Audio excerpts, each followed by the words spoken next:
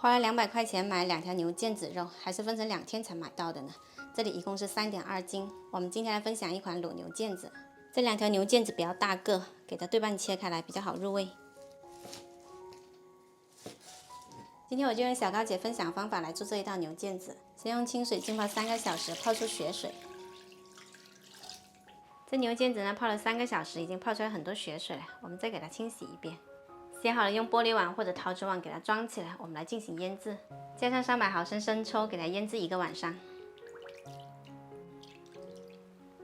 天气热的话呢，要放到冰箱保存，中间记得给它翻一下。现在是第2天的早上了，我们开始来卤牛腱子。把这个牛腱子呢放到锅里，腌了1晚上，这牛腱子是很入味的。接着把腌制的生抽倒进来，再加入清水没过牛腱子。然后我们调中火给它煮开，虽然我们已经泡过1次血水了，但是煮开了之后呢，它还会有血沫，给它撇一下。血沫撇干净了之后呢，我们来准备一些香料。小高姐呢，她是用了这些香料。今天呢，我用我家的这款潮汕卤料包，把卤料包放进来，然后再加入姜片，半个洋葱。接着是我们的第2酱甜面酱，这里是150克，然后是第3酱，3块白腐乳。可以开始调最小火去卤它2个小时，卤好了之后呢，关火焖到冷却的时候再拿出来。我们的酱牛肉已经完全冷却啦。着急吃的话呢，现在就可以开始切片吃了。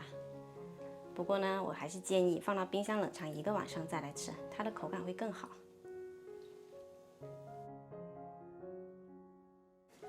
放冰箱的话呢，最好用保鲜膜给它包一下。如果有真空机呢，就给它抽一个真空，这样更好储存。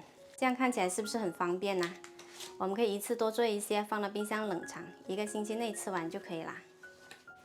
冷藏后的牛腱子呢，它是特别结实的，这个时候你再来切，它就不容易散了，可以切得特别薄。我这次卤这个酱牛肉呢是没有放辣椒的。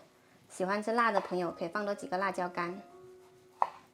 今天这款酱牛肉呢，吃起来酱香浓郁，属于越嚼越香的那一种，越吃越过瘾哦。逢年过节或者宴请朋友的时候啊，你提前做上1份酱牛肉，切好上桌便是1份大菜。